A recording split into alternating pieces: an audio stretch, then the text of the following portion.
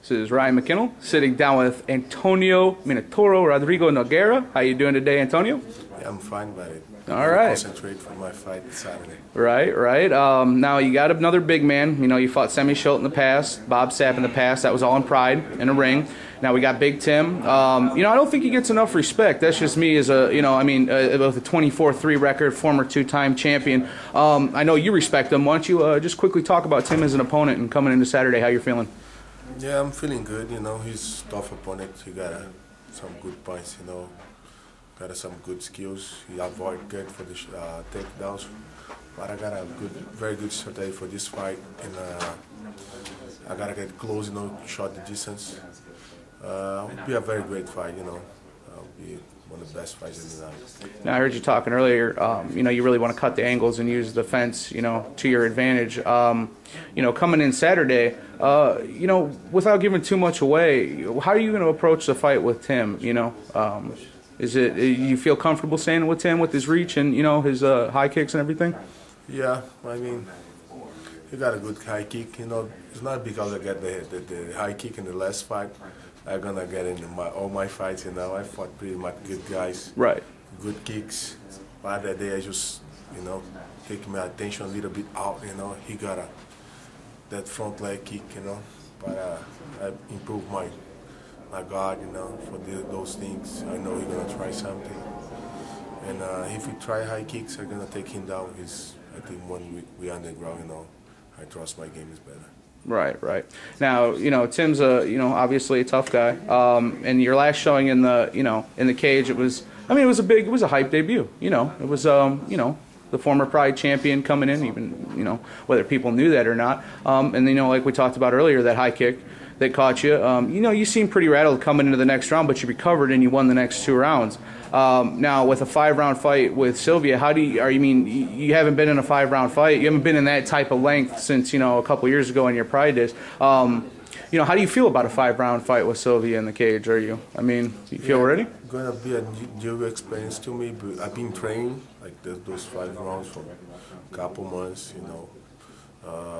I improved to fight in the cage. To walk in the cage is real big. Yeah. Much bigger than the ring. It's very hard to cut the distance. You gotta walk very good in the ring. But I feel comfortable. I'm ready. I've been in very good shape in training. I trust in my coach. They give me a good strategy to win this fight. Right. Now you mentioned training. You're down in Rio. Rio. Yeah. Why don't you run through a typical day of training? I know you're a hard worker, one of the hardest working guys in MMA. So tell your fans out there, what you've been doing, like maybe on the daily, to prepare for Tim. Some 3 times a week we do like weightlifting. With some Romanian coach.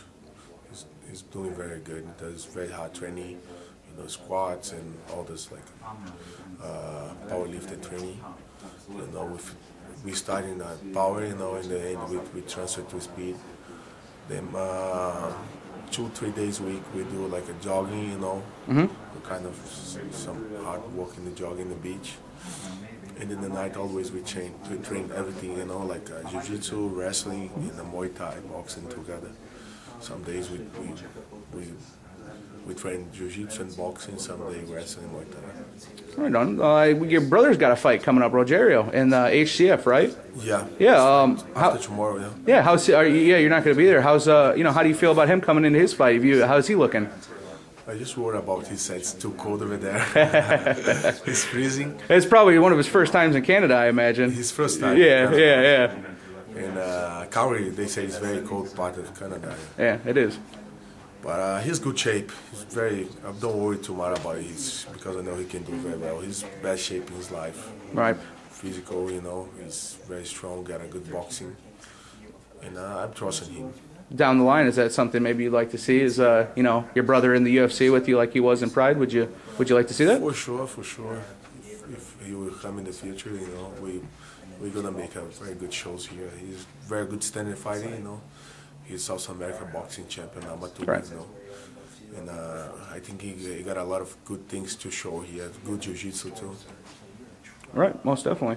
I didn't want to get off track here too much, but kind of switching gears.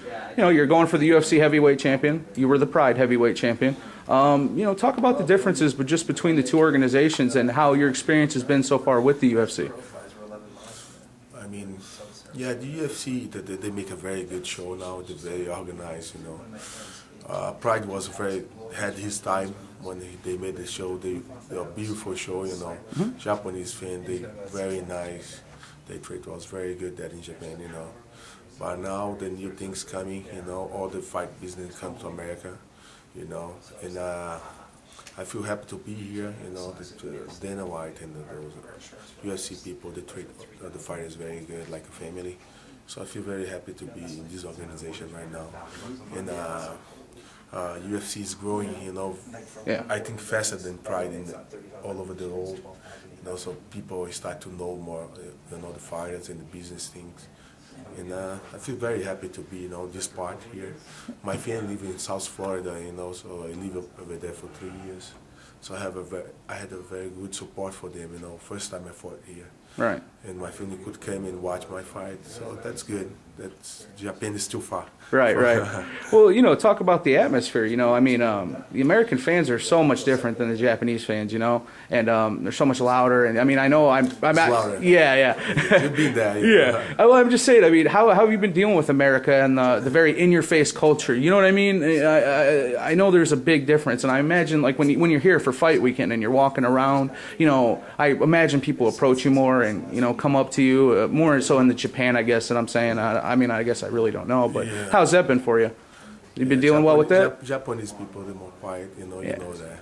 Sometimes I used to fight there, and the show was like 7,000 people, and you couldn't hear, too many noise. Right. They're very focused, they're very concentrated in the fight, so makes me concentrate more, I can say, in the fight. It makes you concentrate more here, or it did that? There. Here? There, because inside the ring, because you cannot listen too much, the crowding, And you can hear your corner better, I'm imagining, too.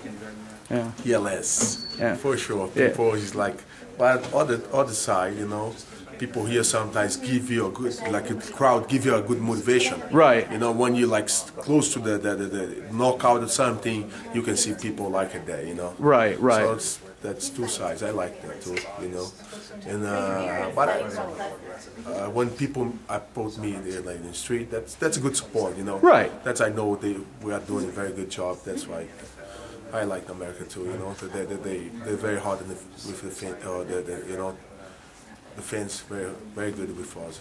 Most definitely. Well, I want to thank you, Antonio, for sitting down and taking the time. Is there anything you want to say to your fans before we get out of here?